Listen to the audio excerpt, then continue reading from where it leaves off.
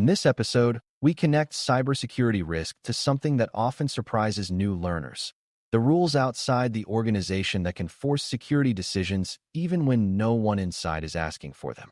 Laws, regulations, and compliance drivers shape cyber risk because they change what counts as an acceptable outcome. If a business loses certain kinds of data, it might face fines, lawsuits, mandatory public disclosure, or restrictions on how it can operate. That means the impact side of risk becomes bigger, sometimes dramatically bigger, simply because legal and regulatory consequences are attached. You do not need to memorize every law to understand this topic at a foundation level. What you do need is a clear mental model of how legal requirements influence security priorities, why different industries face different obligations, and how compliance differs from true risk management. The goal is to make these ideas feel concrete, so exam questions about governance and compliance stop feeling like vague policy talk. Before we continue, a quick note.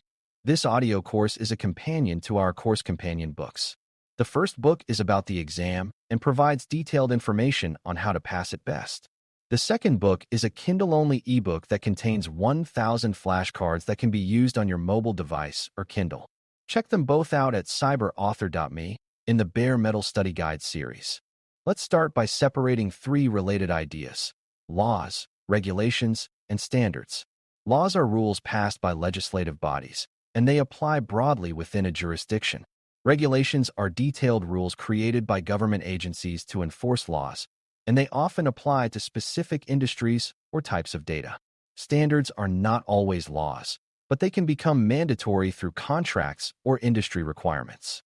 For example, a business might not be legally required to follow a specific security standard, but a major customer may require it as a condition of doing business. That contractual requirement can be just as real as a regulation, because failing it can mean losing revenue or access to partners. On the exam, you may see questions that ask why an organization implements certain controls, and the correct answer may involve legal or contractual obligations rather than purely technical preference. Compliance drivers are the forces that push an organization toward meeting specific requirements. Some drivers are external, like privacy laws that require protecting personal information. Others are internal, like leadership decisions to meet industry expectations and avoid reputational damage. Compliance is about meeting defined requirements, and those requirements are often written in a way that can be checked, measured, and audited. Risk management is broader because it includes any risk to assets, whether or not a regulation mentions it. These two areas overlap heavily, but they are not identical. A company can be compliant and still insecure if it only meets minimum requirements and ignores other risks. A company can also be secure in many ways and still fail compliance if it misses a specific mandated control. Understanding this difference helps you answer questions that test whether you can distinguish checkbox compliance from risk-based decision-making. One reason laws and regulations matter so much is that they can increase impact through financial penalties and legal liability. If a company suffers a breach of personal information, it may be required to notify affected individuals, regulators, and sometimes the public. That notification requirement can damage reputation and trigger further investigation. Some laws allow regulators to impose significant fines, especially if the company failed to take reasonable protective measures. Laws can also create liability through lawsuits, where customers or partners claim harm from negligence. All of these consequences increase business impact, which raises risk even if the likelihood of the breach has not changed. This is why organizations often prioritize protecting regulated data types, because the downside of failure is amplified. Another key factor is that different data types trigger different obligations. Personal information, financial records, healthcare data, and payment card data often have special protections required by law or industry rules. Organizations must identify what data they handle and where it flows, because compliance cannot be managed if you do not know what you have. This connects back to asset identification and data classification, even at a foundational level. If an organization cannot confidently identify where sensitive data lives, it may fail to protect it and may also fail compliance. On the exam, scenario questions may hint that certain data is regulated, which should influence your control prioritization choices. When you see phrases like customer personal data or financial transactions, Think about heightened obligations and higher impact. Jurisdiction matters as well, because laws vary by country and sometimes by state or region.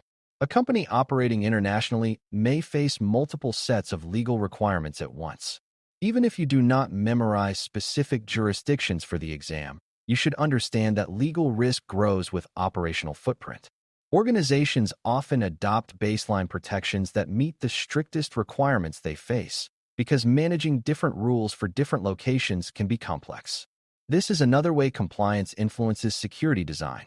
It pushes organizations towards standardized practices that are easier to audit and maintain. In exam questions, a common theme is that organizations must account for the legal environment they operate in, and that failing to do so increases risk. Regulations also affect timing and response expectations. In many regulatory environments, organizations are expected to detect incidents, respond promptly, and document what happened. This means controls for logging, monitoring, incident response planning, and evidence preservation become compliance relevant, not just operationally useful. If an organization cannot demonstrate that it monitors systems and responds responsibly, regulators may treat that as negligence. This ties compliance directly to the security lifecycle beyond prevention. Being able to show that you can detect and respond can reduce legal fallout and protect trust. On the exam, if asked what a regulated organization should prioritize beyond preventive controls, choices involving monitoring, incident response, and documentation often appear for this reason. It is also important to understand how audits fit into compliance drivers. An audit is a formal review that checks whether an organization meets specific requirements. Audits can be conducted by internal teams, external assessors, or regulators, depending on the situation. The presence of audits changes behavior because it creates accountability. Organizations document policies, standards, and procedures not only to guide daily work, but also to prove that expectations exist and are followed. Evidence matters in compliance, such as logs showing access reviews were performed or records showing vulnerability remediation. This documentation is not only for passing audits, it also helps organizations manage risk by making processes repeatable. Exam questions may test whether you understand that compliance requires both doing the work and being able to demonstrate that you did it. A common misconception is that compliance is the same as security.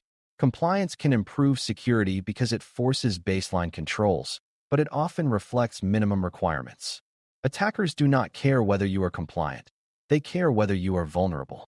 Therefore, risk management should go beyond compliance by addressing the organization's actual threat landscape and business priorities. Another misconception is that compliance is purely a technical responsibility. In reality, compliance involves leadership decisions, legal interpretation, policy creation, training, and continuous oversight. Technical teams implement many controls, but governance defines what must be done and ensures it is sustained. On the exam, if a scenario suggests that a compliance failure occurred due to lack of policy or oversight, the best answer may involve governance improvements rather than a single technical fix. Compliance drivers also influence risk treatment choices. For example, risk acceptance may be limited when regulations require specific safeguards. A company may accept certain operational risks, but it may not be allowed to accept risks that violate legal requirements for protecting data. In those cases, mitigation becomes mandatory, and avoidance might be chosen if mitigation is not feasible. For example, if an organization cannot protect a certain type of regulated data adequately, it may decide not to collect it, which is a form of risk avoidance driven by compliance. Compliance can also influence risk transfer, such as requiring certain contractual security commitments when outsourcing services. Understanding these interactions helps you reason through scenario questions that involve third parties and regulated data. Third-party relationships are a major compliance driver because organizations often share data with vendors, partners, and service providers. Even if a vendor causes the breach, the original organization may still be responsible in the eyes of regulators or customers. This is why contracts often include security requirements and why vendor risk management exists. At a foundational level, the idea is simple. If you share sensitive data, you also share risk, and you must manage it.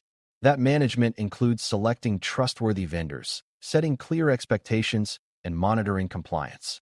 On the exam, if you see a scenario where data is handled by a third party, expect that contractual controls, oversight, and due diligence may be relevant. Finally, recognize that laws and regulations change over time, and organizations must adapt. This is one reason security programs emphasize continuous improvement and governance. Compliance is not a one-time project because requirements evolve and business operations evolve. A new product feature might introduce new data collection, which creates new obligations. Expansion into a new region might introduce new privacy laws. Therefore, compliance is closely tied to change management and ongoing risk assessment. The exam may not ask you to track changes in specific laws, but it can test whether you understand that compliance is dynamic and must be sustained through processes, not treated as a checklist you complete once. To conclude, laws, regulations, and compliance drivers shape cyber risk by increasing impact, defining mandatory requirements, and influencing how organizations prioritize controls and document their actions. Laws establish broad obligations, regulations provide enforceable detail, and contractual standards can be mandatory through business relationships. Compliance overlaps with risk management, but is not identical, because compliance often sets minimums while risk management addresses the full range of threats and business impacts.